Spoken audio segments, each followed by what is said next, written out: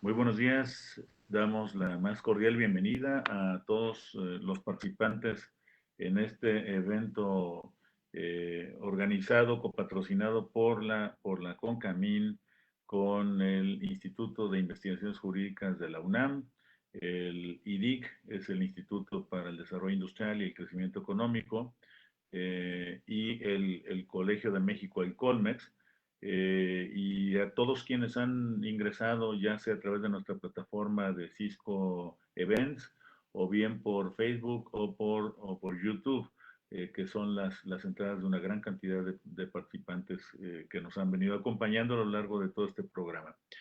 Hoy tendremos la quinta sesión de un seminario que fue convocado, como ustedes lo recordarán, para 5 sesiones, una cada martes del mes de junio.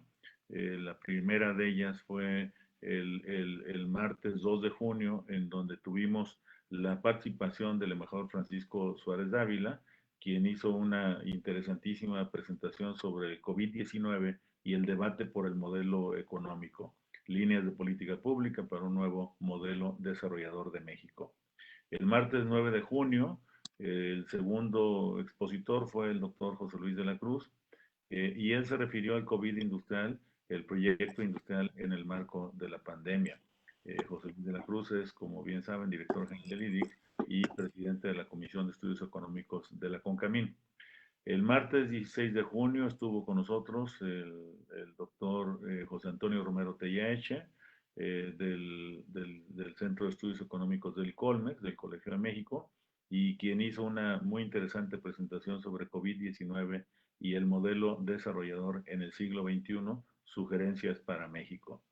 El martes 23 de junio, hace 8 días, estuvo con nosotros la doctora Alicia Puyana Mutis, consejera del IDIG y profesora investigadora del Flaxo México, quien hizo una presentación sobre COVID-19 y comercio internacional, las nuevas oportunidades y amenazas del Telecan TEMEC, de la nueva versión del Telecan.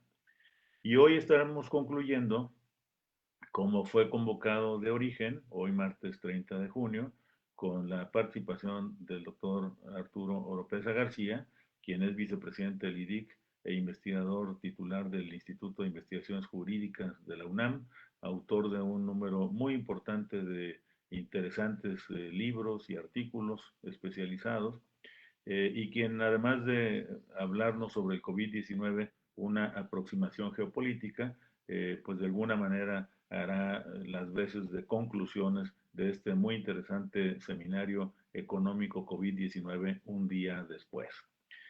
Nuestro presidente Francisco Cervantes Díaz se incorporará para la clausura de este importante evento y por lo pronto pues dando la bienvenida, el reconocimiento de la CONCAMIN, de manifestando el interés por que este tipo de eventos se sigan dando, enriqueciendo la opinión pública nacional, no solamente de expertos, no solamente de quienes toman decisiones en el gobierno, sino en general de la opinión pública, que podamos continuar con este tipo de proyectos que alimentan con información, con reflexiones, con análisis, la conciencia nacional y el entendimiento de los acontecimientos que hoy tan velozmente están transformando nuestra realidad y nos llevan hacia un futuro que en ocasiones no nos es fácil comprender. Para eso esta tarea, para eso este seminario, y sin más, dejo el uso de la palabra al doctor José Luis de la Cruz para que haga la conducción del evento. José Luis, por favor.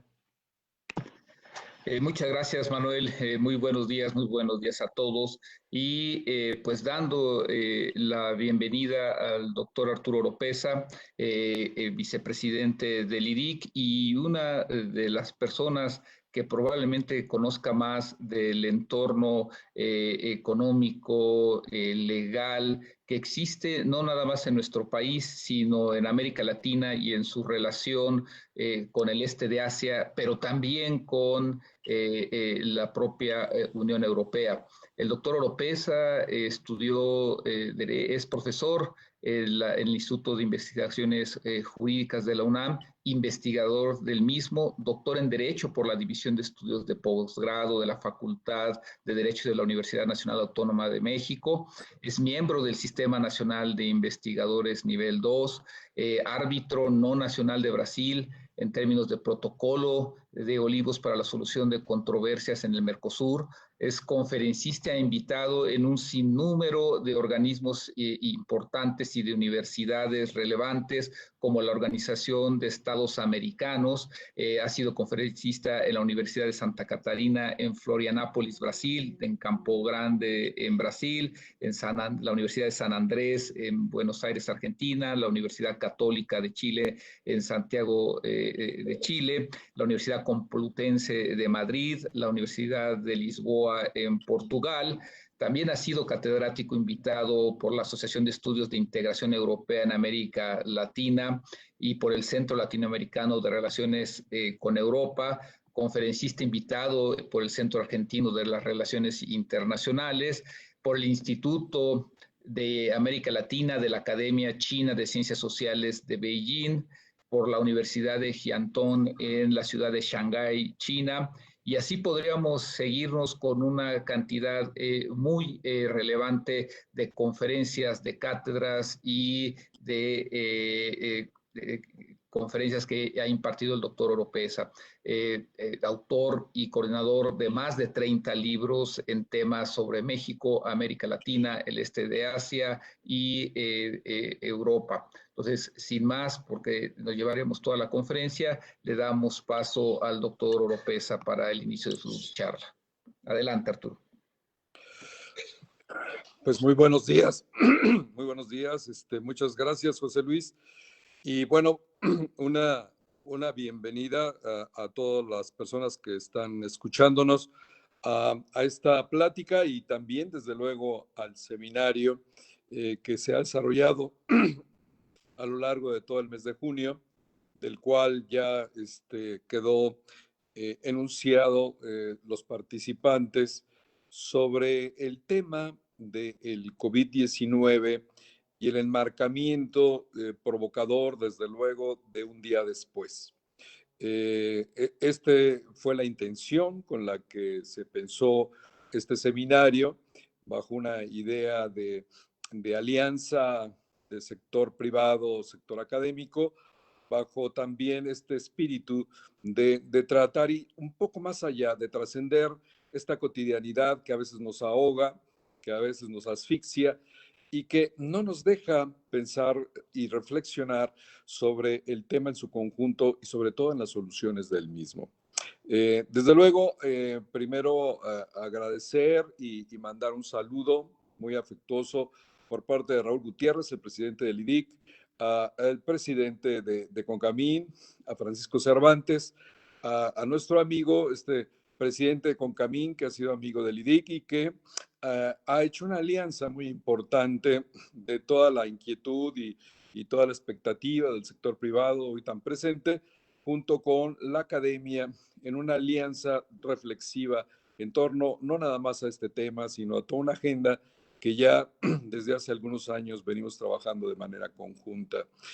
También de manera especial, mi agradecimiento a Manuel Pérez Cárdenas, el gran operador de todos estos eventos, gran impulsor, también vale la pena decirlo, de todas estas inquietudes que tratan de salirse de la inmediatez, de este tipo de reflexiones o de opiniones que a veces se quedan cortas.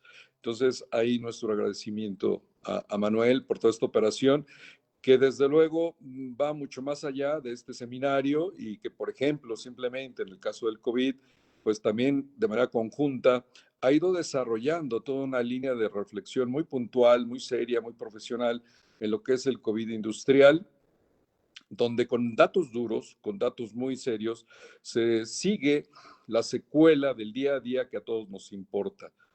Pero al mismo tiempo hay la preocupación por introducir este tipo de análisis, de pláticas, de reflexiones, para no ahogarnos en el presente y sí ver en contexto estas líneas que tiene toda esta problemática que vivimos, que son complejas y que nos obligan a ir más allá de el momento presente, por muy importante desde luego que lo es. En ese sentido, mi plática que se une, como ya se señaló, a los antecedentes del mes en los que mis compañeros del IDIC han estado cada uno bajo diferentes enfoques, haciendo una reflexión sobre el COVID-19 un día después, el embajador Suárez Dávila, el doctor de la Cruz, el doctor José Romero, la doctora Alicia Puyana, y al final esta plática, si bien han sido enfoques diferentes, han tenido una misma preocupación. La misma preocupación consiste en, a través de hacer una reflexión más amplia del entorno y auxiliándonos con el benchmark internacional, empezar a proponer líneas de salida que vayan más allá de este COVID, que desde luego mucho nos afecta, pero que seguramente en algún momento pasaremos de él. Y lo que seguirá es cuál es el camino y cuál es el camino correcto para un país como México, con toda la problemática que ya acumulaba antes del COVID, que se recrudece durante el COVID y que desde luego pedirá una atención muy especial después del COVID-19. En ese sentido, entonces, esta plática tratará un poco de hacer un balance, una aproximación sobre una línea de acercamiento con con un momento muy importante de la humanidad, que fue la primera mitad del siglo XX, como una aportación y con una idea de no volver a repetir el error histórico. Se dice que el que tropieza 2 veces con la historia, pues es una gente que no aprende de la historia. Y creo que en ese sentido, la primera mitad del siglo XX es un cúmulo de enseñanzas muy poderoso para los tomadores de decisiones públicas, para desde luego el sector empresarial y el sector académico, para intentar advertir a la luz de lo que sucedió en la primera mitad del siglo XX, dónde estamos hoy situados y cómo podemos, en dado caso, evitar que no se presente nuevamente un evento como el que se vivió de 1914 a 1945 del siglo pasado. Y yo empezaría con una pregunta que le hicieron hace unas semanas al presidente Macron, precisamente sobre este tema, y le preguntaban, señor presidente Macron, ¿cuál es su opinión? ¿Usted qué nos dice sobre lo que pasará una después de que termine el COVID? O sea, ¿qué seguirá después del COVID? Y Macron, con toda madurez, señaló, no lo sé. No lo sé porque es tan complejo el tema, es tan lleno de vectores que se juntan y se multiplican, que no tengo cierto qué es lo que sigue. Entonces, Macron dio una lección de madurez, pero también nos dio una idea de que el tema frente al que estamos requiere un poco de sensibilidad y de humildad, porque es un tema difícil para resolverlo, y de ahí también la dificultad de las soluciones y de los fracasos de los países que hoy estamos viendo, desde Estados Unidos hasta los diversos países, que incurren en un error tras otro error, tras otro error, porque el tema no es simplemente un tema de salud, no es un tema simplemente de una enfermedad nueva, es mucho más complejo que eso. Y en ese sentido, también yo me auxiliaría y recordaría a este Daniel Innerarity que nos dice en una reflexión muy importante, pensador español, vasco, y que nos dice, lo más importante hoy, y nos advierte antes de cualquier reflexión o propuesta, dice, es entender lo que pasa. Dice, y antes de movernos improductivamente, hacer críticas fáciles que hacemos todos los días, o pretender cosas que no podemos tener o lograr de manera rápida, lo que sería más importante y más revolucionario, incluso agrega este Innerarity, es entender lo que pasa. Y eso tiene una enorme simpleza, pero al mismo tiempo una enorme profundidad. Creo que a la sociedad del siglo XXI, hoy a la comunidad académica, a la comunidad del sector privado, a la comunidad del sector público, hoy la invitación es hacer un momento de reflexión y de tratar de entender qué es lo que pasa para de ese modo poder intentar las soluciones más adecuadas a lo que vivimos. El siglo XX empieza de una manera verdaderamente fuerte, ¿sí? Trágica, la guerra de 1914, 1918, cerca de 30 millones de muertos, y justo en el marco de este deceso, de este hecatombe de la Primera Guerra Mundial, aparece la fiebre española en 1918. Un evento que sí, bien fue de salud, cayó también como una bomba geopolítica en la cual hizo una destrucción de 40 a 50 millones de personas. Juntos ya estos dos eventos en sí mismos eran una verdadera dolor y una incisión dentro del acontecer de esta sociedad global que amanecía en las primeras décadas del siglo XX. Sin embargo, la falta de entender lo que pasaba, desde luego la lucha de intereses, llevó a que hubiera una distracción, por llamarle de algún modo, y se dejara correr la problemática que acompañaba todo ese momento.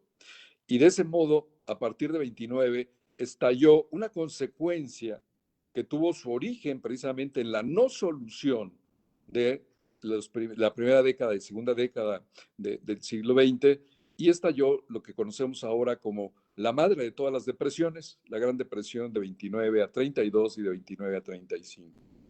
Ha sido y está registrado el evento económico más destructivo en la historia de la humanidad.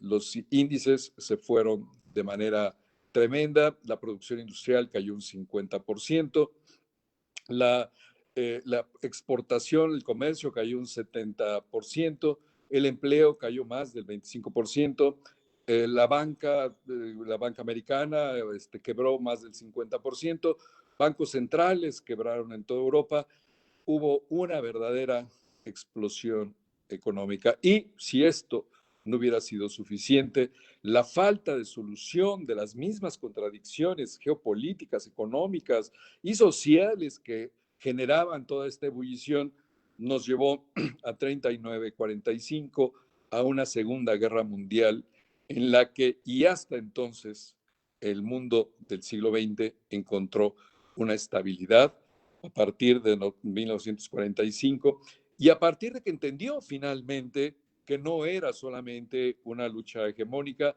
no era solamente un problema de modelo económico, no era un problema nada más de política, sino que era un problema en conjunto donde sociedad, intereses, modelos, sociedad global, vivía una contradicción profunda y hasta entonces quedó resuelta.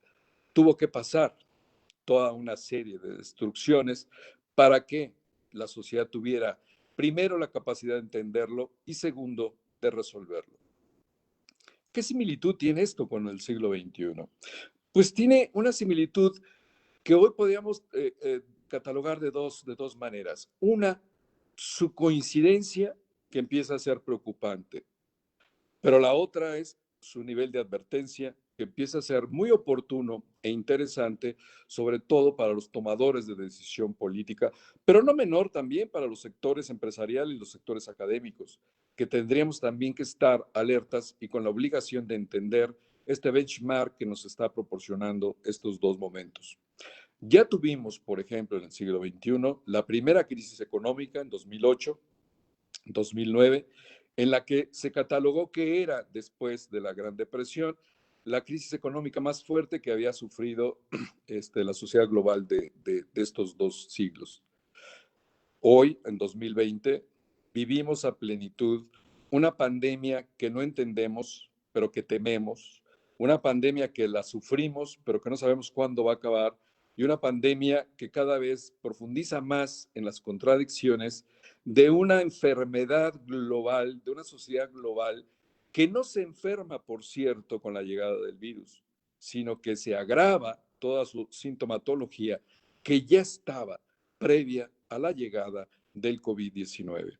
En este sentido, toda la fiebre española que estalla en 2018 y que como una luz refleja las contradicciones a esa sociedad de su tiempo, hoy el COVID-19 viene a cumplir esa misma situación y viene a tener ese mismo efecto en el sentido de que nos advierte hoy, en el marco de las necesidades que todos tenemos y que todos vivimos, y que de las soluciones que también todos esperamos, al mismo tiempo nos dice, esto no es solamente el problema que ustedes tienen, el problema es más profundo y requerirá de soluciones estructurales más de fondo. Tercero, podríamos agregar en este siglo ya una primera y muy importante crisis económica. A la crisis española le siguió desde luego una crisis económica, pero que no se está comparando con la crisis adelantada que la sociedad global de hoy está empezando a vivir. Hoy los primeros números que ya empezamos a registrar, ¿sí? Una crisis de crecimiento global que ya está en 5%, menos 5%, una pérdida de empleos mundiales ya que va en 500 millones de empleos menos y una caída de exportaciones también que ya está cerca del 40%, nos avisan de una crisis que está desbordándose ya más allá del COVID-19 y que, de no atenderse de manera adecuada, bajo la experiencia de lo que se hizo bien en el siglo pasado, pudiera arriesgarnos a caer en una versión ridícula y grotesca de lo que se vivió el siglo pasado, bajo la advertencia de que si bien la historia, si la primera vez que se repite puede ser tragedia, la segunda vez se convierte en una farsa. El momento que vivimos hoy es precisamente evitar que la sociedad global transite de la tragedia a la farsa y que pueda aprender de la experiencia pasada para poder evitar lo que viene. En ese sentido, en la gráfica 5, Mariana, si eres tan amable, lo que podemos ver es que por lo menos 5 elementos estructurales de la crisis del siglo XX pueden hoy asimilarse a lo que padece hoy la crisis del siglo XXI. En primer lugar, podríamos agregar, es la gráfica 5, por favor. Lo que podemos agregar, en primer lugar, es el elemento geopolítico. A fines del siglo XIX, a principios del siglo XX, es cierto que se vivía el declinamiento de la potencia que tenía el 25% del PIB económico del mundo y que también tenía el 25% del territorio del mundo de la época y que era el imperio todavía de la época, pero que en su declinación se enfrentaba ya a la lucha por la hegemonía del siglo XX con naciones como Alemania, como con Francia, como con Estados Unidos. Esta lucha de hegemones tiene dos características en su momento. La primera es que era una lucha entre países occidentales por la hegemonía del mundo del siglo XX. ¿Sí? Y la otra es que dentro de este marco de confrontaciones no se soluciona esta lucha de hegemonías hasta 1945, cuando Estados Unidos sale de la Segunda Guerra Mundial como la nación más poderosa con cerca del 50% de la producción industrial del mundo. En el caso del siglo XXI, vivimos un hecho muy similar. Para todos es conocido que hoy se vive también la confrontación de lucha hegemónica entre China y Estados Unidos. Hoy se vive también una lucha de liderazgos, pero también, y tal vez de manera más profunda que en el siglo XX, se vive una lucha de civilizaciones. Hoy no estamos frente a una confrontación de un país occidental contra otro. Hoy lo que estamos es con la confrontación de un país occidental, que es Estados Unidos, frente a un país de Asia del Este, que es China, con toda la complejidad que eso lleva. Y también tenemos que China, junto con ella, tiene toda una civilización regional que es Asia del Este, que en este caso también tendríamos que verla como una confrontación con lo que es la cultura occidental. La confrontación de hegemonías se resolvió hasta 1945. En este siglo, esta confrontación de hegemones declinantes y en ascenso, obviamente que tendrá que resolverse. Todos esperamos, desde luego, que cada uno de estos países ponga la parte que les corresponde para generar una solución diferente a la del siglo pasado. En este mundo de diferencias, creo que es una tarea ingente el tratar de abonar a que no caigamos en una repetición de lo que sucedió en el siglo pasado, pero es evidente que esta lucha está ahí y que no se va a resolver hasta que no haya un arreglo de en uno u otro sentido en esta lucha de los intereses y de las hegemonías de estas dos naciones. El segundo ejemplo, el segundo tema estructural que podemos hacer dentro de este comparativo es el económico. Y sigue siendo la gráfica 5, Mariana. Y el factor económico es que en el tema de inicios del siglo XX se vivía ya una problemática social insostenible en la cual el liberalismo económico pasaba por un momento muy, muy difícil. El propio Keynes nos decía que el capitalismo de principios del siglo XX no era bello, no era útil, no era eficiente, no era conveniente, que había que cambiarlo. Y este era el cambio del modelo económico, de un modelo económico que ya tenía 100 años, pero que ya no estaba dando los resultados que se requerían, sobre todo en materia social. La sobreexplotación de la base trabajadora había generado también ya un problema muy profundo, que es parte también de la crisis del siglo XX.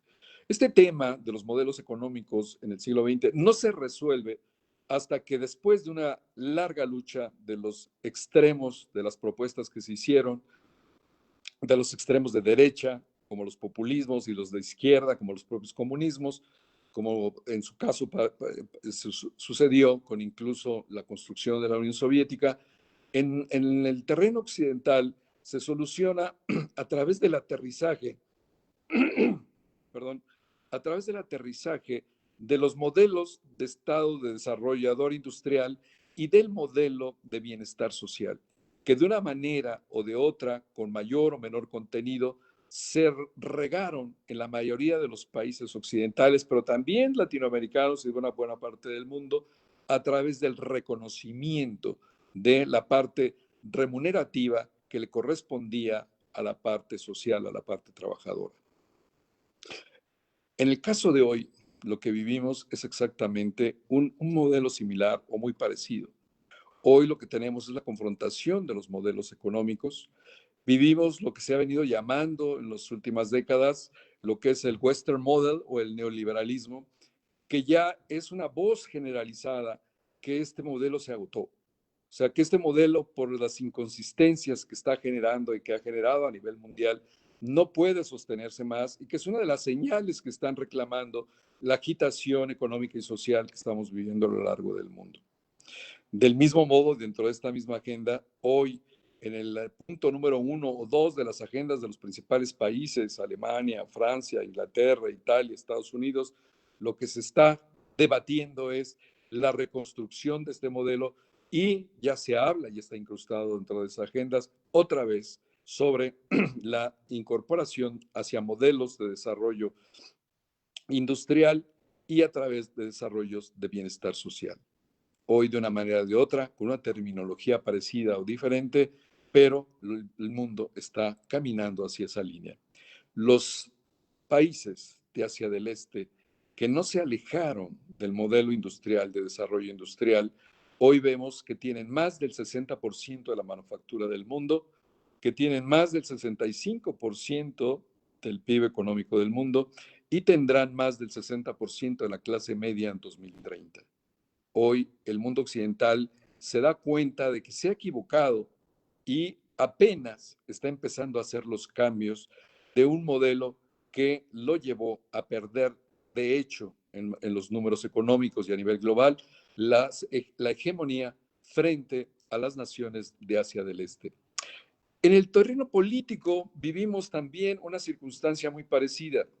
A principios del siglo XX, junto con el tema económico y la parte de las inconsistencias hegemónicas, se vivía desde luego la crisis política, se vivía una sociedad insatisfecha en la cual sus líderes políticos no lograban conciliar el factor democrático con los requerimientos de una sociedad ya muy pauperizada. Se vino también la confrontación de las diferentes radicalizaciones de la política, se vinieron los fascismos, se vinieron las autocracias, pero al final también, y hasta entonces se resuelve, cuando se viene una implementación de estados de bienestar a través de una política de Estado de Derecho, de imperio de la ley y de derechos humanos. En mayor o menor medida, estos modelos políticos también, junto con las soluciones económicas, empezaron a generalizarse hasta después de 45, cuando se había pasado toda esta crisis y toda esta evolución e involución de los modelos políticos. Hoy no podemos dejar de reconocer que hay una enorme sociedad global insatisfecha en lo político, decepcionada de sus líderes políticos en la mayoría de los países del mundo, donde el 70% de los países no viven en plena libertad, donde el 50% de los países viven en un alto grado de riesgo de inestabilidad política y donde en 2030 las poblaciones de cerca del 80% de los países del mundo estarán ampliamente amenazadas. Hoy las sociedades de la insatisfacción se parecen a las sociedades de la insatisfacción del siglo XX. Hoy también hay un hartazgo de los liderazgos políticos y una enorme insatisfacción, sobre todo y de manera importante, por la falta de los resultados que en los últimos años, en las últimas décadas, se han venido acumulando para una sociedad que ve con temor su presente y ve todavía con una mayor profundidad de espanto un futuro que no adivina a ver claro ni como satisfactorio de esas situaciones. El cuarto elemento que podríamos mencionar, que aparece ahí en la lámina, es el tecnológico, que también coincide en estos dos momentos históricos. En el caso del siglo XX, justo al final del siglo XIX y principios del siglo XX, se pasa de la primera a la segunda revolución industrial, donde el Fordismo americano, ¿sí?, hace una innovación en la producción en línea y con ello monopoliza y determina la mayor producción de bienes, llegando, como decíamos, a cerca del 50% de la producción industrial y haciendo una revolución muy importante en el terreno tecnológico. Esto es otro de los elementos que determinan y definen esta lucha hegemónica del siglo XX por los liderazgos. En el siglo XXI vivimos un escenario muy parecido y hoy lo vemos en el cambio de lo que es la cuarta revolución industrial en su traspaso a lo que hoy ya se reconoce como la primera revolución digital. Hoy la industria 4.0 y la tecnología 5G son los detonantes que están determinando ya los nuevos liderazgos, igual que en el siglo XX. Si bien en el siglo XX la hegemonía de Estados Unidos fue muy clara y determinó este posicionamiento, en el caso del siglo XXI, el debate que se da todos los días en el marco del COVID y de la pandemia es una lucha muy fuerte por el posicionamiento de todas las estaciones de 5G, por los avances de la industria 4.0, por los avances en robótica, en Internet de las Cosas, por una serie de innovaciones tecnológicas disruptivas que estarán generando una nueva sociedad, una nueva economía, una nueva forma de crear riqueza y una nueva política. En este sentido, esta es la etapa en materia tecnológica que estamos viviendo y en relación a esta lucha de liderazgos y de hegemonías, de esta lucha de civilizaciones, lo que tenemos es que la tecnología de la primera revolución digital, desde luego, jugará un factor muy importante. Y el último tema de este análisis comparativo entre el siglo XX y el siglo XXI es el ecológico y es el de energía, ¿sí? En el siglo XX también lo que pasaba era, junto con de la primera a la segunda revolución industrial, se pasaba de una revolución energética del carbón al petróleo. En ese sentido, también en este punto, Estados Unidos ratifica su liderazgo al ser el principal productor de petróleo en el mundo hasta la mitad de la década de los 70. Después perdió este liderazgo y, como sabemos, lo recuperó en esta última década, pero a lo largo de casi todo el siglo, el liderazgo como productor de petróleo de Estados Unidos fue incuestionable.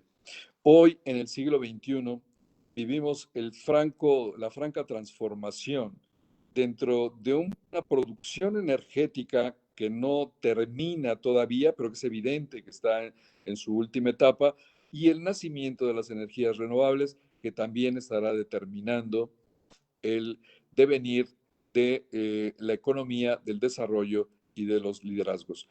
Como vemos, toda esta fotografía acabada del siglo XX, en el momento que se resuelven estas contradicciones y cómo podemos ver ya a través de la historia sus definiciones, en el caso del siglo XXI lo que vemos son procesos avanzados, ¿sí?, donde lo que está por nacer apenas se vislumbra y lo que está muriendo también todavía no acaba de renunciarse o no acaba de declinarse. Vivimos un proceso donde como generación estamos colocados en medio, con toda la ventaja y desventaja que esto nos procura. Por un lado, la gran ventaja de poder advertir con el tiempo cuáles los errores que deberíamos de evitar y dónde es donde deberíamos de preocupar y cuál es la situación donde se genera también una enorme oportunidad. Igual que en el siglo XX, el siglo XXI hoy presenta enormes oportunidades para aquellas naciones, para aquellos países, para aquellas empresas que están entendiendo el momento que viven y que operan en relación a ese momento y no en contra de ese momento. Podríamos agregar otra serie de megatendencias en la página 6, en la gráfica 6, una serie de megatendencias que podríamos unir a la complejidad de este momento, a la que Inenarity nos invita a que hay que entenderlo, tratar de entenderlo. Y en ese sentido, podríamos hablar del fin de la era industrial, de la sustitución tecnológica, del desempleo mundial, donde algunos consultores hablan de la pérdida en 2030 de cerca de 2.000 millones de empleos a nivel mundial, fin desde luego de la era carbónica, como ya señalábamos, la explosión demográfica, donde a 2050 apenas entonces empezará a declinar la gráfica del crecimiento demográfico, donde llegaremos a muy probablemente a 10.000 millones de seres humanos en el mundo, con la consiguiente problema de explotación, de agotamiento de recursos naturales, cambio climático, migraciones y toda serie de eventos que ya ahorita son temas que se están presentando en algunos países y que serían parte de la ecuación y del entendimiento de lo que estamos viviendo y lo que tenemos por resolver. La circunstancia de México en este panorama, sería la gráfica 7, por favor. La circunstancia de México en este sentido se presenta como un espejo donde aparece y se da cada uno de los elementos que acabamos de señalar. México, como una nación periférica, vive y muchas veces sufre las consecuencias de toda esta revolución global, de este desorden global que ya hoy se presenta en la mayoría de los países del mundo, desarrollados y no desarrollados, y que en el caso de México a veces se radicaliza de manera más importante. En la parte geopolítica, por ejemplo, por dar un ejemplo de cómo en este punto a nosotros nos explota esta lucha de civilizaciones, y tomando como tema el TEMEC, antes Telecán, podemos mencionar que, por ejemplo, el TEMEC y el Telecán habían sido con el tiempo una matriz de negocio que se fue configurando de acuerdo a las tendencias que la propia globalización lo llevó. Y en ese sentido, esta matriz de negocio le correspondía a Estados Unidos y América del Norte en un 40% aproximadamente, y el otro 40% le correspondía a China y Asia del Este, y el otro 20% a México. El NAFTA, el Telecán, el TEMEC, que se diseñan bajo una idea de regionalismo, de intensificación y de preferencia hacia un regionalismo continental, con el tiempo, como parte de esta malversación que se hace de lo global, con esta malinterpretación que se hace de lo global, con esta relocalización que en los 70, los 80 y los 90 se hizo de manera tramposa de lo global, llevó a que apenas hace un año todavía tuviéramos una matriz compuesta de este 40-40-20.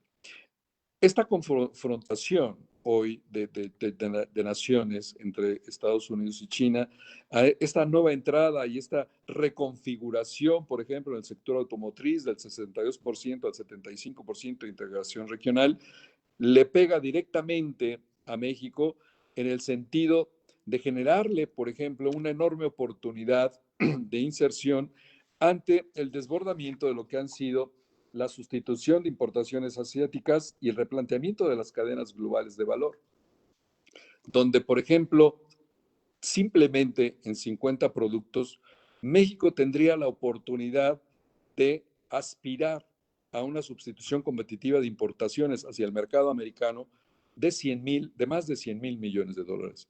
Y esto simplemente en un primer acercamiento de 50 productos. Es evidente que esta reconformación de choque de civilizaciones, en el caso de México, se presenta como una importante oportunidad que, si México la aprovecha y lo hace bien, como lo hizo en la década de los 30, cuando en el marco de la enorme gran depresión que vivía el país, el México, que había estado ausente de la primera revolución industrial, tuvo el valor y la visión de incrustarse a la segunda revolución industrial y generar todo un proyecto de sustitución competitiva de importaciones en el cual le dio al país 40 años de un crecimiento del 6% en el promedio. Hoy, esta situación, este choque entre hegemones, como sucedió hace 100 años, a México le abre una puerta muy grande de que si lo aprovecha, lo hace bien, pudiera incrementar su exportación, su negocio y desde luego su producción industrial hacia Estados Unidos. En el tema económico, México en su circunstancia vive el mismo debate que se vive hoy en Francia, que se vive hoy en Estados Unidos, y hay una lucha cotidiana por la estrategia económica. Tal vez simplemente pudiéramos agregar en este sentido que la diferencia entre el debate, que ya hoy es tema de todos los días en estas naciones, en México todavía sigue siendo una lucha por el pasado. Y es una lucha por el pasado porque pareciera que una de las líneas de estrategia de defensa reclaman el regreso de una estrategia del pasado inmediato, que es una estrategia del 2% de un modelo que también ya se murió y que ya no puede ni podría revivirse en el esquema que se pretende. En ese sentido, pareciera también que su confrontación es con una estrategia que todavía propone cosas de un pasado todavía más remoto. En ese sentido, a lo mejor la síntesis de esta lucha de estrategias económicas por México es un debate del siglo XX que no ha entrado a verdadera confrontación de las líneas y de las propuestas del siglo XXI. Sí, desde luego, está la parte de una confrontación de un modelo neoliberal, que igual que en el mundo y que pareciera que en México nació ese debate, pero estamos muy lejos de que este debate haya nacido en México. Y sí está también hoy en la mesa ya puesto la idea, y esto es algo que ha sido parte de la inquietud de todo este seminario, la idea de generar un modelo desarrollador industrial y también un estado del bienestar social que, como en su etapa anterior, la suma de ambos generan un poder económico muy importante, como veremos más adelante, lo están haciendo ya muchos de los países del mundo. Y en la parte política también es evidente que en México se vive un desencanto, se vive una decepción, sobre todo por los resultados de la política, y no de hoy, sino por los resultados de la política de los últimos 20 o 30 años. Hoy vivimos una sociedad que ha vivido en riesgo permanente de su situación económica y de la insatisfacción de los resultados que requieren no nada más en la parte económica, sino también en materia de seguridad, ¿sí? Y en materia de crecimiento.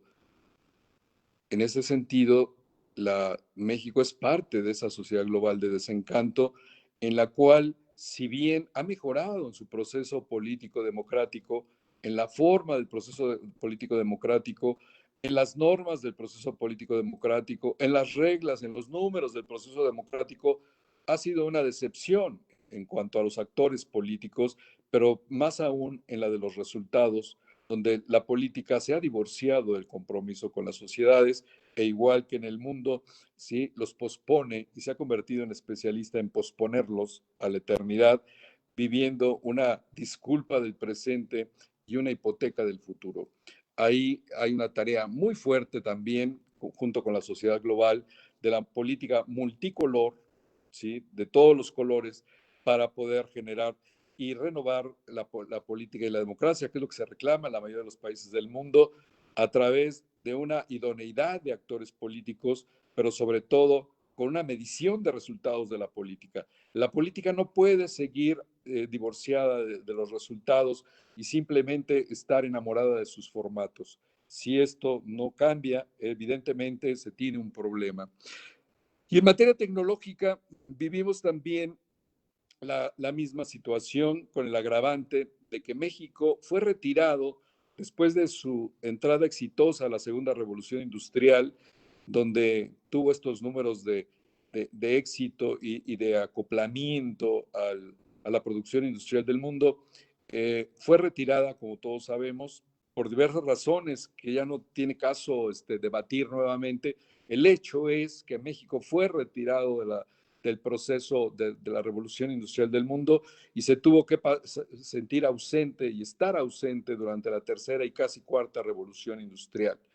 Esto con un altísimo costo para el país.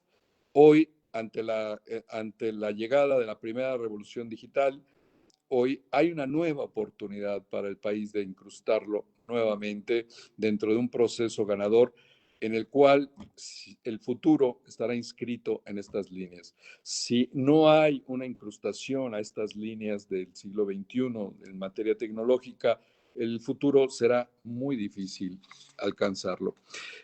Las consecuencias, trataría yo de pasar aquí brevemente a las consecuencias de este análisis un poco rápido de esta comparación del siglo XX con el siglo XXI.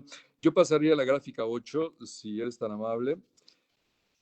Y la primera consecuencia es que hoy vivimos en el terreno y tratando de aterrizar al tema económico, desde luego, y al tema empresarial que más nos importa aquí en Concamín, lo que vivimos es la confrontación como una de estas tantas consecuencias de esta confrontación de sectores y de vectores entre un modelo asiático con un modelo occidental.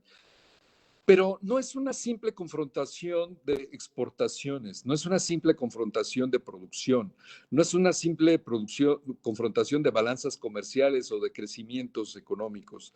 Es una confrontación más compleja a la cual se asiste, se acepte o no, se quiera o no, estamos dentro de esa confrontación y en este sentido parte desde una línea de cosmovisión donde definitivamente hoy Asia del Este, ya con una presencia recuperada después de haber sido el líder económico los últimos 2000 años, hoy se presenta ante la comunidad global con una etnicidad y una forma de hacer, de pensar y de actuar diferente, y también en la economía se mete con toda esa etnicidad, con toda esa forma diferente de ser. Occidente la recibe primero con ignorancia, después con desprecio y ahora con extrañamiento, no sabe cómo todavía reaccionar frente al otro. Esto tiene consecuencias en el terreno económico porque de ahí se deriva lo que se reconoce como el Estado desarrollador asiático, que es un Estado muy exitoso y es el cual ha venido recuperando los últimos 40 años una serie de porcentajes y de etapas que tienen hoy a este punto el liderazgo de China con Estados Unidos y la superación en términos económicos de esta región de Asia del Este respecto a toda la parte occidental. En este sentido, vemos que hay una confrontación de este modelo que nunca olvidó la industria, que nunca se despreocupó por el desarrollo industrial, frente a un neoliberalismo económico que lo primero que hizo fue olvidarse de la producción industrial en aras de acrecentar las utilidades. Después de la parte política, que también es importante dentro de esta línea de competencia económica, vemos un Estado moral confuciano, vertical, autocrático, que así ha sido los últimos 2000 años, frente a un Estado de derecho que hoy tiene un enorme déficit democrático por su falta de resultados, por sus inconsistencias, como ya lo señalamos. Y finalmente tenemos una parte social donde estamos frente a una sociedad que privilegia al ente social, que privilegia a la familia, y por otro lado tenemos a una sociedad que privilegia al individuo y a la libertad individual. Y aquí no es el momento de hacer una confrontación, de ver quién es mejor, que es el error histórico que se ha venido cometiendo los últimos 300 años frente a los eventos asiáticos que se han venido generando paulatinamente. Aquí el tema, y en materia económica, la pregunta es cómo el modelo occidental puede volver a recuperar la eficiencia integral frente al modelo asiático. Si es superior o no es superior, ese fue un debate y es un debate que no corresponde a la cuestión económica. La cuestión económica, el tema central es cómo, bajo una concepción política, económica y geopolítica, hoy el modelo occidental puede volverse competitivo y recuperar el liderazgo que llegó a tener los últimos 100 años. Las consecuencias también de esto, la gráfica que sigue, Mariana, la 9, lo podemos ver en esta renuncia que hubo por lo industrial. Es increíble cómo a partir de los 70, 80 y 90 que se dio esta oleada de la precarización, de esta corrida de las multinacionales hacia Asia en busca de la precarización, que hoy vive las consecuencias de esas decisiones. Lo primero que hicieron fue renunciar, desde luego, a la industria, a la producción industrial en casa. Y de este modo, como podemos ver en la gráfica, los niveles de producción industrial de las naciones occidentales desarrolladas cayeron, salvo Alemania, a niveles promedio del 10%. Por otro lado, vemos a las naciones de Asia del Este, donde en primer lugar aparece China con el 30%, y después vemos como Japón, Corea del Sur, Taiwán, Singapur, y todos están arriba del 20%. O sea, Asia del Este, en el marco de este modelo desarrollador asiático, nunca olvidó que el motor del éxito económico era la industria. En el caso de América del Norte, vemos que México aparece con un 17% y que Estados Unidos y Canadá aparecen con un 10%, lo cual también habla que Estados Unidos y Canadá, no hoy ni ayer, sino los últimos 30 años, siguieron esa tendencia también de olvido de la producción industrial. En el caso de México, si bien este 17% desde luego es mejor que el 10%, si nosotros le quitáramos el porcentaje de maquila, que también es una ilusión de producción industrial que tendríamos que siempre segmentar, nos dejaría realmente una producción industrial aproximada del 8%. Por ello, México en la participación mundial tiene un 3% en el comercio, pero apenas un 0.9% en valor agregado. Esta es la diferencia entre hacer producción industrial integral y entre hacer maquila y producción industrial. La gráfica 10 nos señala con claridad cuáles entonces y en qué momento en 2010, 2015, como este ascenso de ASEAN más 4, que es Asia del Este, viene empujando fuertemente con una línea hacia arriba, y como vemos, tanto Europa como Estados Unidos vienen con líneas de declinación, que es lo que justifica toda esta temática y debate sobre las referencias de una nueva etapa del Atlántico al Pacífico, o todo este tipo de cuestionamientos que hoy están en la mesa de debate de las principales agencias. Los retos. Yo estaría cerrando ya la plática tratando de hablar de los retos. ¿Cuáles son los retos que se ha derivado del costo de no entender o entendiendo haber hecho esta renuncia hacia tanto la eficiencia política, económica, ¿sí? Y desde luego la satisfacción social? Macron nos lo dice con toda claridad: la desindustrialización francesa es una de las causas de nuestra desgracia. Si queremos triunfar, ser justos con los más débiles y mantener nuestro rango de país internacional, solo tenemos un camino: producir en nuestro propio país. Si esta es la gráfica 11.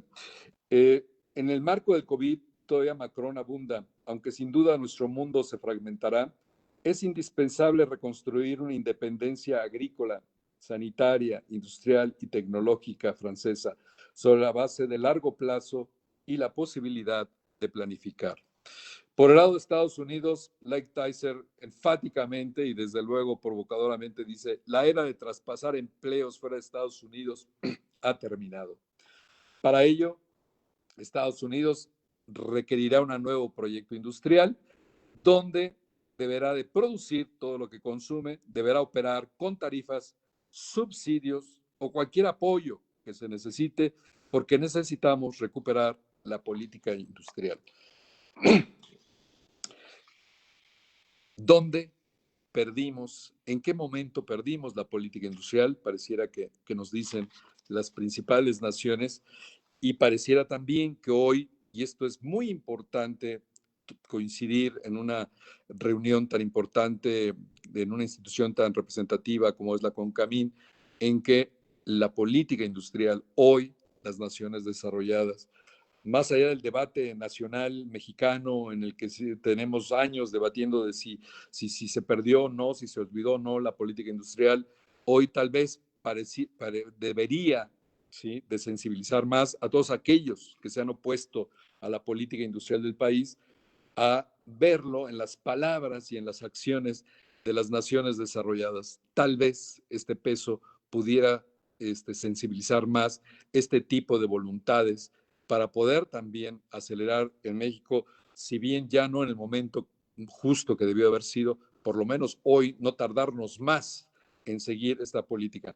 Como vemos en la gráfica que sigue, que es la 12, vemos que las políticas industriales hoy son el tema central en Inglaterra, en Francia, en China, en India, en Estados Unidos. Todos tienen la política industrial como el motor más importante para conseguir desarrollo económico. En la gráfica que sigue, la 13, después de los tratados de Roma, no ha habido otro acuerdo más importante entre Francia y Alemania que el tomado en febrero de 2019, en donde hicieron un manifiesto franco-alemán de política industrial y donde señalaron que solo seremos exitosos si somos los primeros en crear, desarrollar o producir nuevas tecnologías. Solo seremos exitosos si nuestra industria es capaz de competir globalmente, reforzando desde luego los apoyos estatales. Y solo seremos exitosos si somos capaces de defender nuestras tecnologías, nuestras empresas industriales y nuestros mercados, y para ello aplicar medidas de protección y asegurar mecanismos de reciprocidad industrial. Del mismo modo, lo que vemos en este cambio de paradigmas, en la gráfica 14, lo que vemos es que no solamente los líderes políticos occidentales están haciendo un giro importante de cambio de paradigmas, vemos también que la Academia Internacional, ¿sí?, señala que el paradigma neoliberal que ha regido las últimas décadas en la economía, que ya se vio muy golpeado en la anterior crisis, ha llegado a un cierto final. Algunos fondos de inversión ya señalan la crisis está acelerando la transición del modelo capitalista hacia políticas no ortodoxas, y universidades importantes como Johns Hopkins dice, ante una situación inédita como la actual, la ideología se difumina. Solo hay una manera de salvaguardar rentas y evitar cierres de empresas, y eso exige la presencia de lo público, de bancos centrales y de estados. El World Economic Forum, la página 15, la gráfica 15, que es, digamos, el centro clásico del neoliberalismo, declara: esta crisis ha sacado a la luz todo un legado de redes de seguridad social erosionadas, modelos laborales precarios y de bajos salarios que subrayan la necesidad de equilibrar la distribución de riesgos y beneficios entre la sociedad, los gobiernos y el sector privado. Y algo que nunca hubiéramos querido escuchar, el Banco de América, el Bank of America, señala recomienda la necesidad de un nuevo contrato social hacia un nuevo estado de bienestar social. ¿Cuál vendría siendo un intento de conclusión de todo lo platicado a lo largo de esta mañana? Que la similitud del siglo XX, con toda su gravedad, es una lección para el siglo XXI, para todos los sectores, para tratar de entender lo que se vivió, la gravedad de lo que se vivió hace 100 años, y desde luego para evitar caer en esa misma trampa. El COVID, en toda su tristeza, en todo su drama, en toda la problemática que hoy vivimos, no es ni con mucho el mayor problema que tendremos de aquí al 2050. Sí, será uno de los más importantes, pero es evidente que la sociedad global y desde luego México atraviesan por un problema estructural más complejo que requiere de una transformación más fuerte.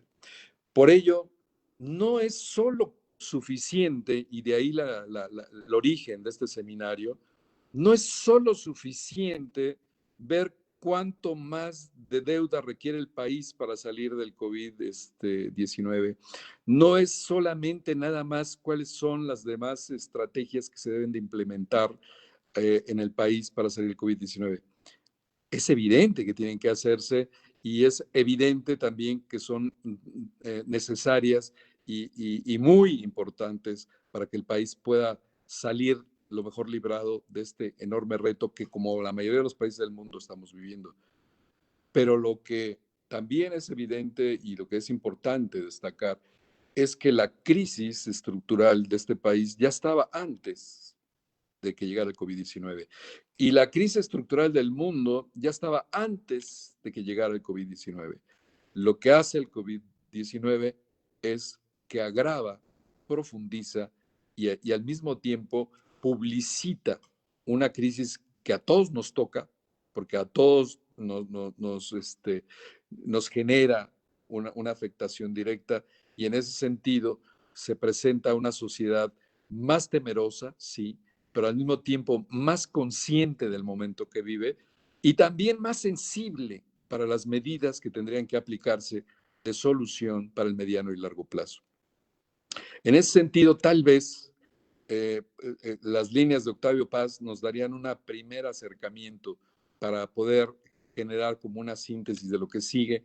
Él decía, los antiguos proyectos han desaparecido, han fallado, hay que pensarlo todo de nuevo y hay que pensarlo entre todos. Y yo creo que estas palabras no son exageradas.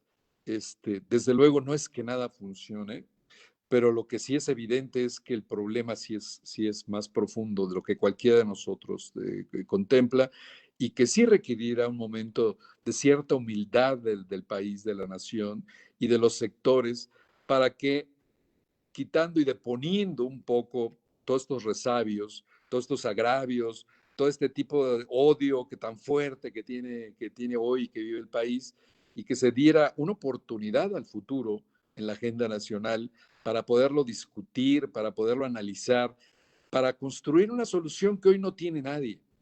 Aquel que diga que tiene la solución clara de salida del país, me parecería que miente. ¿Sí?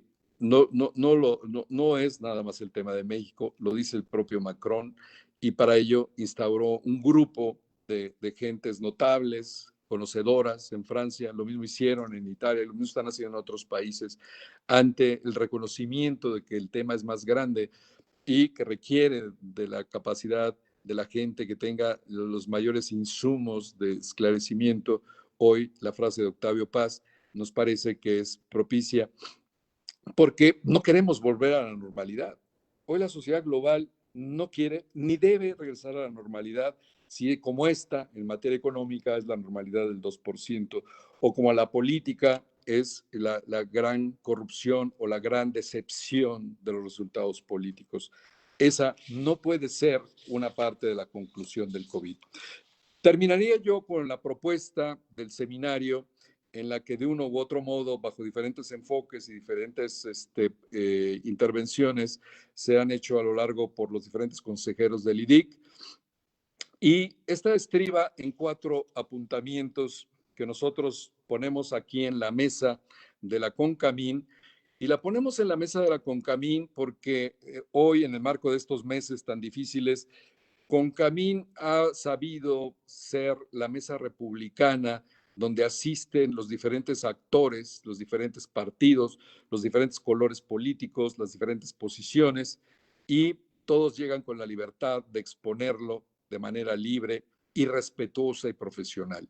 Yo creo que el recuperar ese profesionalismo, ese respeto por el país, por el interés nacional, y tener una mesa pública republicana donde hacerlo, como es la CONCAMIN, tiene un valor hoy infinito, y qué bueno, y ojalá, y felicitamos, invitamos a CONCAMIN para que lo siga haciendo en esta medida.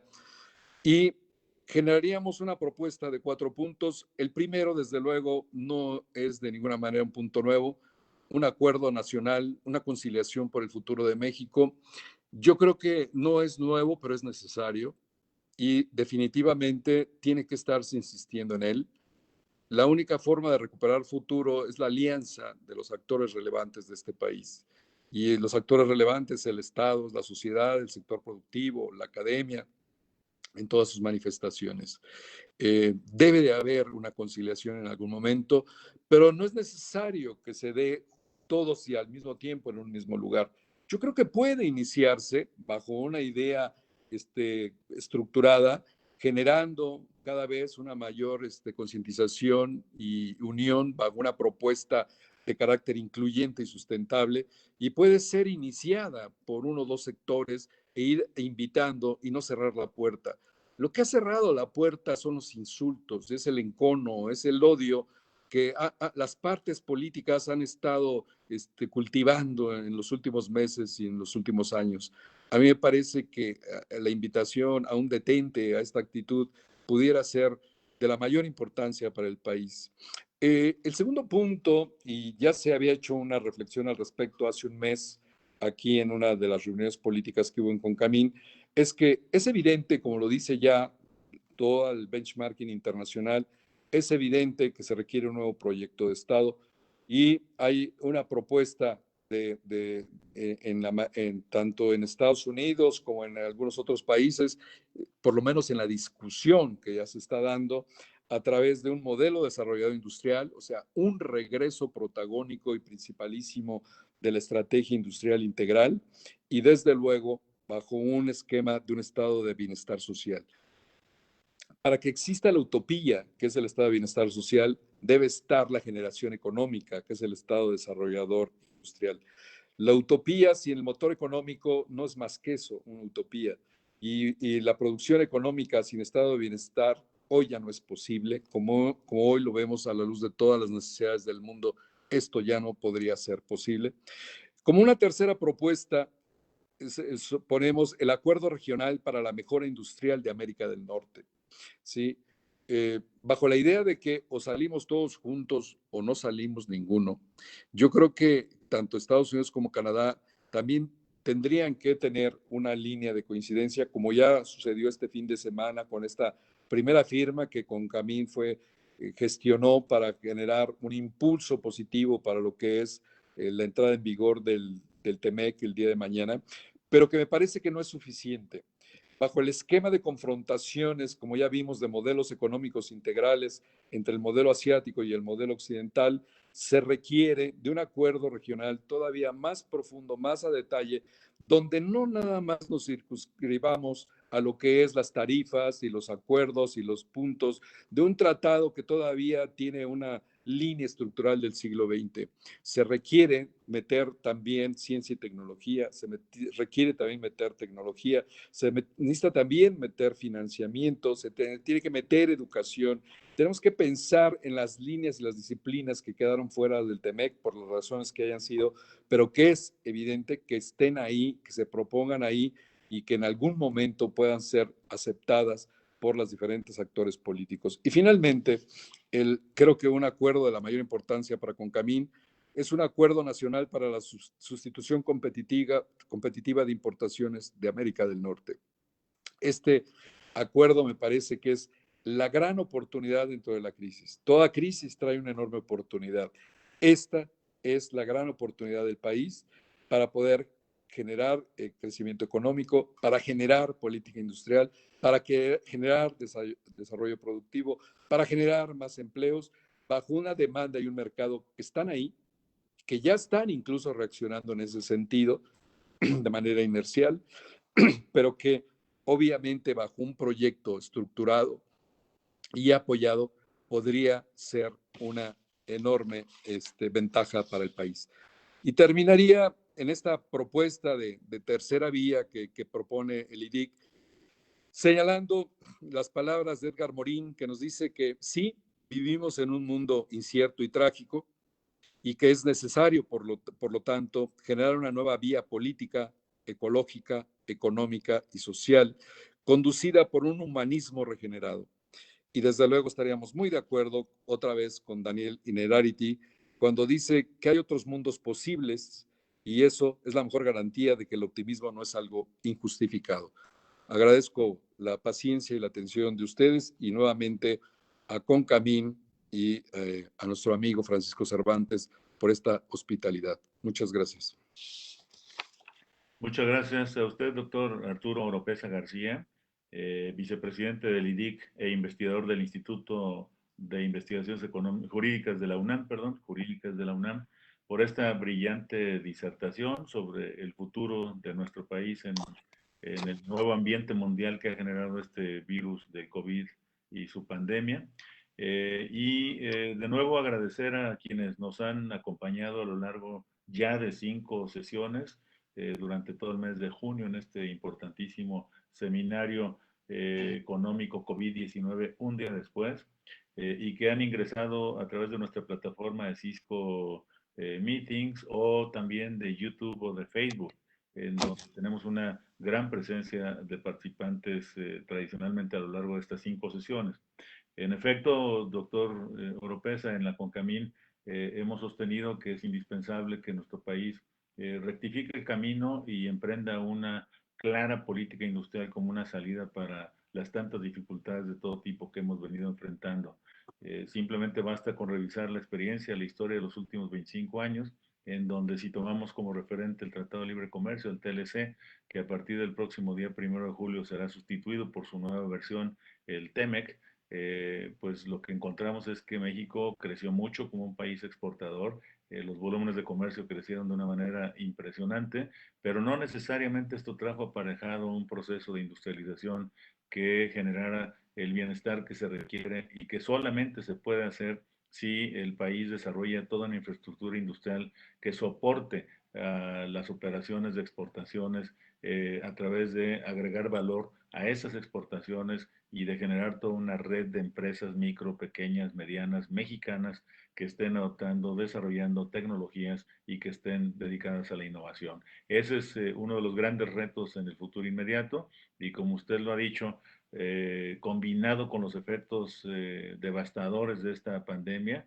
que cumple ya casi 4 meses en nuestro país, pues no va a haber otra más que pensar en un acuerdo nacional de recuperación del país, pero con una vista hacia lo global, hacia lo que se ha movido, a lo que ha cambiado en el espectro universal y aprovechar las oportunidades que siempre, como usted bien dice, ahí están. Pero no es un ejercicio que toque a uno solo, ni siquiera el gobierno, sino que tiene que ser un ejercicio compartido de todos los mexicanos, de todos los sectores.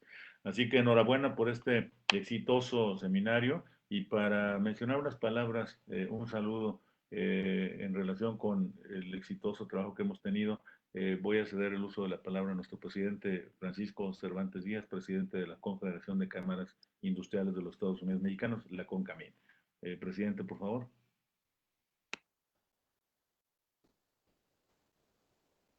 Muchas gracias, Manuel. Saludo con afecto al doctor Arturo Oropesa y a todos los presentes, a todos los que estén en el auditorio escuchándonos. Y reconocer, Arturo, siempre tu aportación ha sido muy importante, sobre todo para la industria mexicana y sobre todo en este seminario económico COVID-19, un día después. El futuro económico, lo que nos espera, pues esto es una gran aportación, reconocerte ampliamente a nombre de todos los industriales de México y además, no solo esto, sino todas las aportaciones en política industrial y todas las propuestas que tenemos, Arturo, tú eres una gente muy importante para la industria mexicana y ojalá podamos, hoy llegamos con estas 5 presentaciones, 5 semanas dando este seminario, ojalá podemos emprender otros más, Arturo, siempre tus aportaciones valiosas y de la mano con el IDIC, con toda la parte académica, es lo que más valoramos, ¿no? Y que sigamos adelante, Arturo, con todo esto, ¿eh? Pues reconocerte, agradecerte todo esto muy ampliamente, ¿eh? Muchísimas gracias y otra vez un saludo a todo el auditorio. Gracias. Gracias, Francisco. Gracias, Francisco. Muy amable. Bueno, pues daríamos paso a primero agradecer a Francisco Cervantes, presidente CONCAMIN, por sus palabras, a Manuel Pérez Cárdenas también por la coordinación desde la CONCAMIN de este evento, y haríamos algunas preguntas, si no tienes inconveniente, Arturo, para tratar de puntualizar algunas dudas que han surgido. El primer paquete sería sobre la confrontación de Estados Unidos y China, en lo que mencionaste, esta confrontación de hegemones. Desde tu punto de vista, sería cuánto durará y quién concibes que ganará esta disputa. También se pregunta si realmente se puede hablar de una cosmovisión occidental cuando también se observa una disputa entre Estados Unidos y la Unión Europea. Si esto terminaría con el eventual triunfo del candidato demócrata en la elección de Estados Unidos. Y finalmente en este paquete, ¿qué papel juega el TEMEC en esta disputa entre Estados Unidos y China?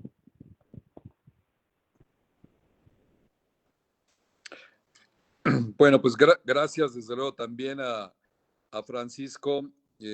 Agradecemos mucho sus palabras y que haya tenido la amabilidad de hacer sus reflexiones al cierre de este seminario. Un abrazo y un agradecimiento fuerte, Francisco.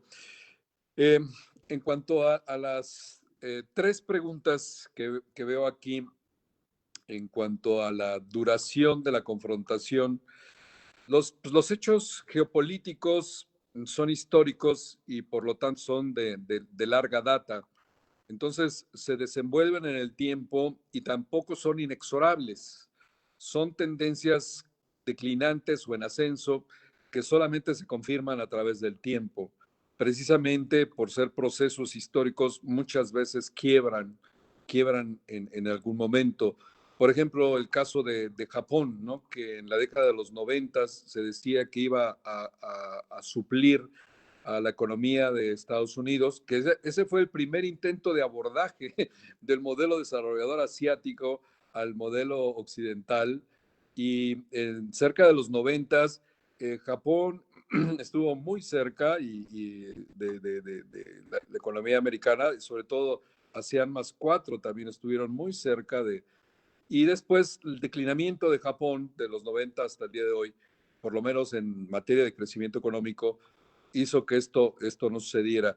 En el caso de China, lo que sí es evidente que hay un ascenso muy claro por parte de China, que hoy, por ejemplo, en este año de enormes dificultades para todos, mientras la economía de Estados Unidos caerá muy probablemente un 5% aproximadamente, la de China crecerá un 1% en este año, ¿no?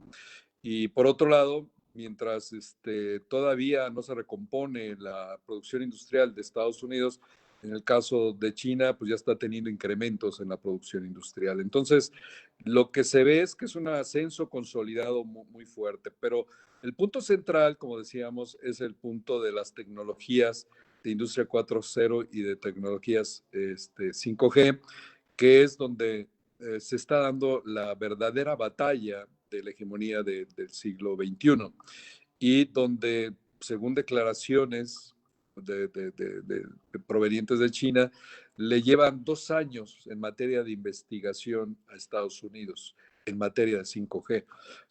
La pregunta es cómo sucedió esto, o sea, un país que producía tenis de mala calidad y pantalones jeans de mala calidad, ¿cómo es que hoy se sostenga que le lleva 2 años de investigación en la tecnología más disruptiva del siglo XXI? Entonces son temas que nos llevan a que esta confrontación desde luego está dada. ¿Cuánto durará las principales posiciones de los especialistas, de los internacionalistas?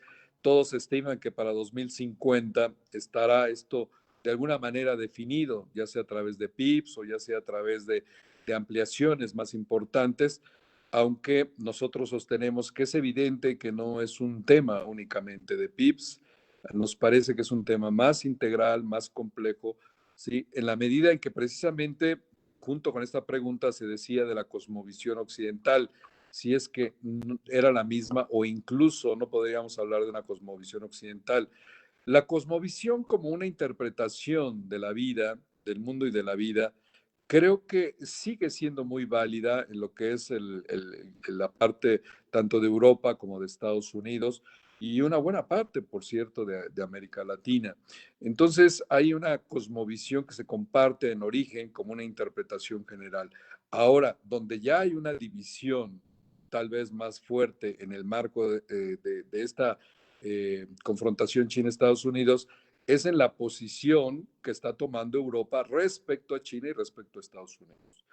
Y volviendo al 5G, lo que vemos es que hay toda una política de motivación y de amenaza de Estados Unidos porque los países europeos no tomen la tecnología 5G de China, que va en avanzada, y por otro lado hay una corriente interna de los propios intereses económicos europeos en el sentido de que de manera abierta o soterrada están aceptando el avance cada vez más fuerte de la tecnología 5G y con ello de la industria 4.0 en Europa.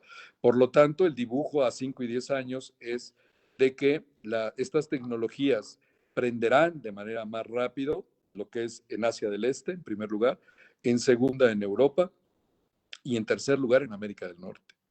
Y estos son temas estructurales de enorme interés y de preocupación. Y la tercera pregunta en este sentido del TEMEC, ¿qué papel juega? Con toda la importancia, desde luego, que tiene el suceso el día de mañana, el haber arreglado también esta serie de confrontaciones o de puntos de vista y de estos arreglos en torno al TEMEC.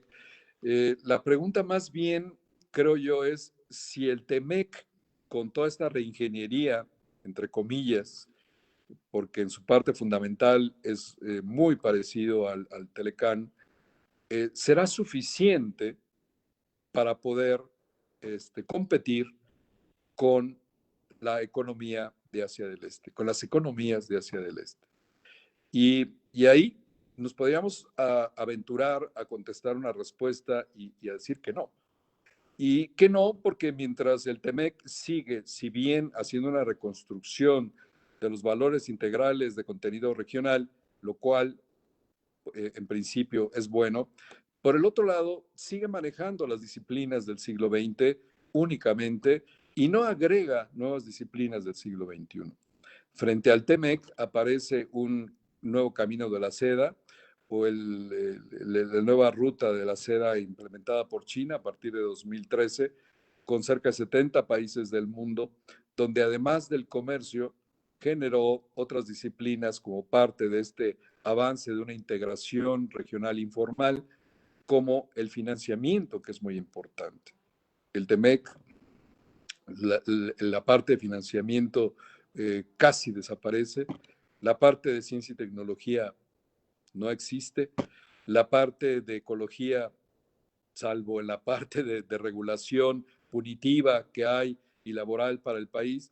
Entonces, el TEMEC sí será un buen suceso y será, como siempre, una herramienta positiva para generar desarrollo tanto para México, para Canadá y Estados Unidos, pero la pregunta es si será suficiente la medicina para lo que se quiere aplicar y que es pues realmente confrontar con éxito y con suficiencia esta competencia de todos los días de la producción de bienes, tanto de materias primas como de bienes, como también de servicios, ¿no? Que son ya la industria 4.0 y la 5G. Y ahí sí creo yo que desde luego, una vez iniciado el TEMEC, el 1 de julio, el 2 de julio habría que empezar a trabajar en todas las disciplinas que nos quedó a deber el TEMEC.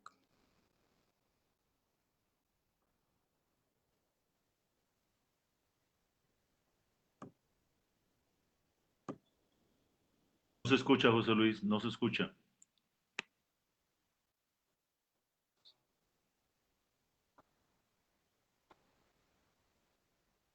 ¿Algún problema en tu micrófono? No se escucha, José Luis. Bueno, ¿me escuchan? Sí, Adelante, ya adelante. te ¿Me escuchamos. escuchan? ¿Sí? Sí. Adelante, adelante. De nuevo, no se escucha, no se escucha. José Luis.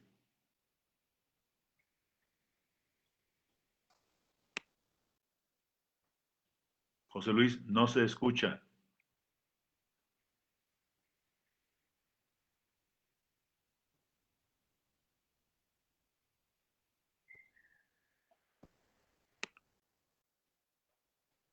José Luis, no se escucha lo que dices.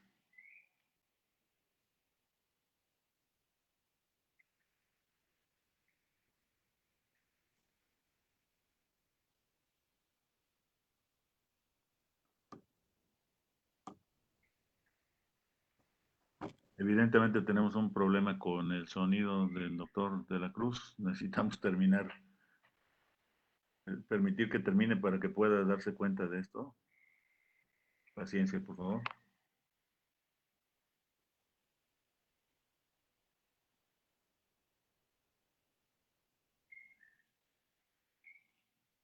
José Luis, no se escuchó nada. José Luis.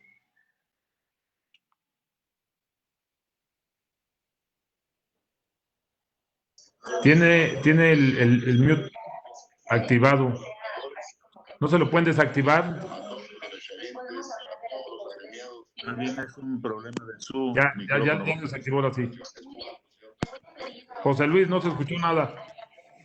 Muchas gracias. No se escucha.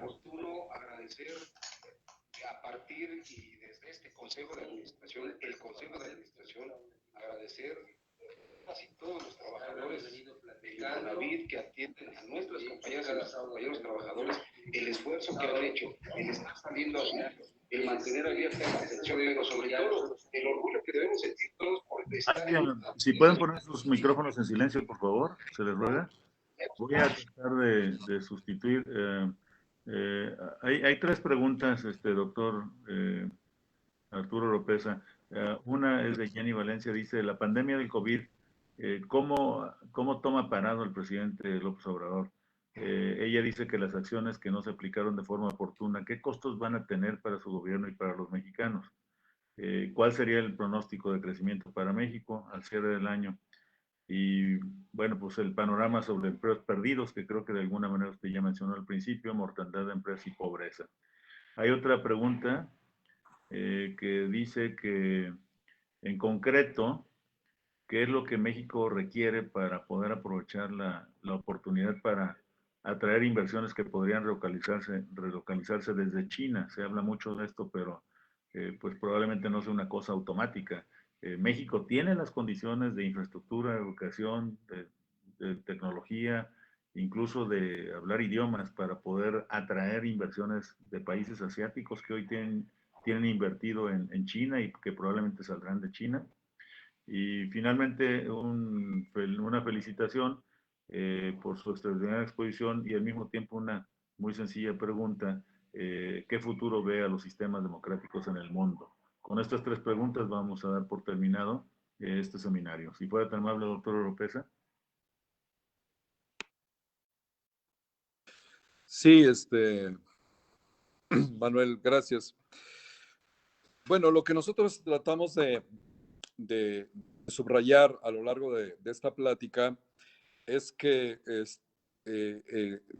la importancia del COVID hoy, ayer y mañana es innegable. ¿Sí? Es la preocupación ya en México de cientos de miles de personas y en el mundo de millones de personas.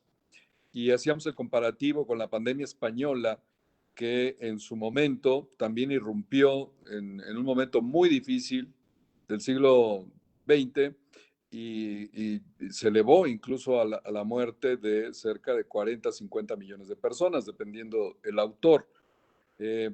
Yo creo que nadie está preparado para una pandemia. La pandemia siempre es incómoda, siempre llega en mal momento. Nunca hay un buen momento para una pandemia. El tema es que justo la pandemia del 18, junto con la pandemia del 20, llega en un momento de cambio estructural histórico global. Esa es tal vez la mayor gravedad de la propia pandemia. Una pandemia llegada en un momento de cierta sustentabilidad, lo que genera desde luego es un enorme inconveniente, pero a través de las medicinas o las vacunas en su momento que tendrán la respuesta conveniente en el tiempo, tendrían una línea de solución. El tema aquí es que justo en el 18, como lo es en el 2020, estamos en medio de todo y en medio de la nada. Estamos en medio donde los modelos económicos no funcionan, donde la política está teniendo problemas de sobrevivencia democrática, donde estamos teniendo una confrontación muy fuerte de desarrollo con otros modelos que son altamente exitosos, como son los asiáticos, con una serie de elementos que vienen a confundir la solución. La solución inmediata para el día de hoy, la gran experiencia del siglo XX fue aplicar a Keynes y más Keynes. Si alguna lección dejó la Gran Depresión de 29, es que había que hacer una aplicación de recursos tan importante como el tamaño de la gravedad del problema. Entonces, en este sentido, la respuesta será la que ha dicho ya un sinnúmero de expertos, de que tendrá que hacerse bajo los parámetros y las especificaciones que muy atinadamente ha señalado el IDIC con Camín y algunas otras áreas de análisis económico muy oportunas sobre, pero que se sintetizan en la aplicación de un keynesianismo, que fue lo que no se hizo en su oportunidad. Paradójicamente, la lección de la pandemia del siglo pasado es que las repercusiones de lo que no se hizo. Hoy esa es una gran lección de lo que se debe de hacer.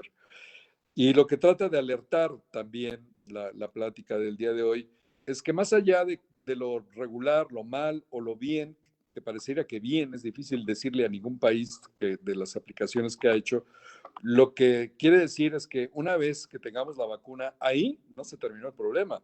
Por lo menos no el problema económico, ni el problema político, ni el problema geopolítico, ni el tecnológico. Estos traen una propia dinámica, traen una propia inercia, traen un propio desarrollo y requieren de una decisión y de una solución diferente. Esa es tal vez una parte que es para 2050 y a lo mejor para más allá sobre las soluciones que implican y son muy importantes para el futuro y las generaciones de este país. En ese sentido, creo yo que esta reflexión intenta ir más allá de esta coyuntura en donde hay gente que ha puesto soluciones muy oportunas, pero que intenta advertir más bien de lo que pasará después de la coyuntura. En el caso de las inversiones son parte de un gran todo, ¿no? Y precisamente al cuestionar el camino del modelo económico, pero también el pasado del modelo económico, pero también subrayar que no es, que a veces pareciera que la crisis del modelo económico, estrategia económica, es exclusiva de México. Lee uno los periódicos, lee uno las columnas, escucha uno los comentarios y pareciera que se origina el tema del problema económico, de la estrategia económica en México y terminará seguramente en México. Y me parece que, de acuerdo a las implicaciones de una estrategia tomada, exógena, con la cual México, desde su época moderna, se ha caracterizado, así como acertó en la década de los 30 con una estrategia económica sobre una estrategia liberal, porque también a veces se confunde ese término, a veces se cree que solamente el neoliberalismo es liberal, y eso también es un grave error. O sea, decía una actora americana que tal vez el mayor éxito del neoliberalismo es hacernos creer que es la única solución posible dentro del esquema liberal. Y no es cierto.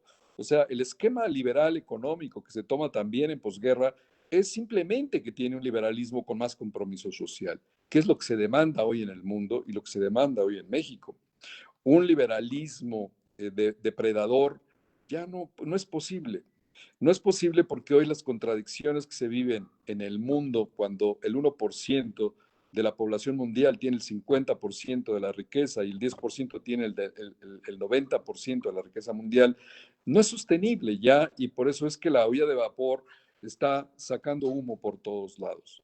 Hay que quitarle ese humo y no hay otra cosa, como dicen ya los expertos y como lo dijeron también en los 40, es el generar e involucrar y aterrizar modelos de desarrollo de bienestar social que con una complementación acertada de modelos económicos productivos de desarrollo son la solución hoy obviamente actualizadas bajo las visiones y las características del siglo XXI pudieran ser. Ahora, en ese sentido, las inversiones son parte de lo mismo.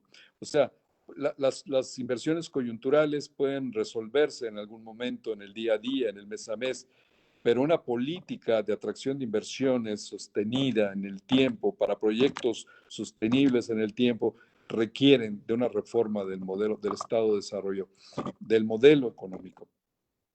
Y finalmente, sobre el tema democrático, que también son temas muy sensibles. El tema democrático también, igual que el tema económico, en México tiene una gran sensibilidad y eso les evita que puedan revisarse a sí mismos, a tenerse una contemplación más abierta, que no esté separada de lo respetuoso. Aquí pareciera que los logros obtenidos en materia democrática son sagrados. Y puede ser que lo sean, lo son. No ha sido fácil llegar al punto donde estamos y desde luego los logros que se han obtenido al punto normativo, regulatorio, institucional, en el que se tiene hoy una institución respetada y respetable en materia electoral y que se puede a través de esto hacer por lo menos una credibilidad del proceso del recambio político. Sin embargo, la crisis que hay en el mundo democrática no es ya por el respeto del voto. El respeto del voto fue un debate del siglo XX. Hoy el debate político democrático del siglo XXI es cómo mi voto, ¿sí?, obtiene a políticos comprometidos y capaces que me den los resultados a mí como sociedad, que pueda dar las suficiencias que están establecidas dentro de un parámetro posible y razonable y necesario para cualquier sociedad del mundo. Y ese es lo que ha generado la sociedad del descontento mundial. Lo mismo hemos visto descontentos en la Plaza del Sol, que en las calles de París, que hoy lo que tenemos es una sociedad global descontenta con los resultados de una política que se ha enamorado del proceso, pero que se ha divorciado de los resultados. Y hoy ese es el gran reto de la democracia. El reto de la democracia, y habría que señalarlo así, es una democracia por los resultados. Y los resultados obviamente pasan por la idoneidad de los actores y de las plataformas políticas. No se pueden aceptar y seguir aceptando que cualquier persona sin los elementos necesarios puedan tener las acciones políticas, sea a cualquier nivel y cargo nacional. Ahí tendría que hacerse también, como se está proponiendo en el mundo, algún tipo de parámetro que sin riesgos, desde luego, de afectar la validez democrática, sí también apuesten por el futuro de la democracia en aras de los resultados de la democracia. Lo que hace que esto sea más visible hoy es que los modelos asiáticos verticales y autoritarios y eficientes pues ponen en evidencia cada vez más a los modelos democráticos ineficientes. ¿Esto qué quiere decir? ¿Que hay que ser autocráticos o verticales? No. Lo que quiere decir es que hay que ser democráticos y eficientes. Y ese es el reto. Ese es el reto que queda por delante. Y bueno, nuevamente, gracias a Concamín, gracias a Manuel por toda esta oportunidad de platicar sobre estos temas tan relevantes para el futuro de México y desde luego de la sociedad global. Muchas gracias nuevamente. Muchas gracias, Arturo. Gracias a la CONCAMIN, al presidente Francisco Cervantes, al presidente del IDIC, Raúl Gutiérrez Muguerza, al propio Arturo por coordinar este evento desde el IDIC y en conjunto con Manuel Pérez Cárdenas, tener esta colaboración entre CONCAMIN, el IDIC, el Instituto de Investigaciones Jurídicas de la UNAM, el Colegio de México, Flaxo, para llevar a cabo este seminario que lo que busca es contribuir con una visión de mediano y largo plazo para el desarrollo de nuestro país. Como bien lo decía Arturo, no nada más con una visión de este problema de coyuntura muy importante, muy relevante que estamos viviendo, sino también a partir de esto contribuir a el desarrollo solucionando los problemas estructurales. Y un gran elemento que por el que debemos de apostar es por el Estado desarrollador industrial, que de manera implícita lo que tiene es el acercamiento entre las posiciones del sector público con la industria mexicana, con los trabajadores, con la sociedad, con el sistema educativo, para generar programas integrales, estrategias integrales que permitan alcanzar el tan anhelado desarrollo social, siempre desde la colaboración y siempre desde posiciones propositivas. Y en este sentido, este es un esfuerzo más que hemos realizado desde la presentación de nuestra propuesta de política industrial hacia una industria del futuro, y que en las siguientes semanas pues continuará evolucionando para generar más propuestas, que nos parece es lo que nuestro país requiere. Gracias a todos por su atención, gracias Arturo por esta ponencia extraordinaria, y nos vemos en nuestras siguientes presentaciones. Muy buena semana. Gracias, José Luis.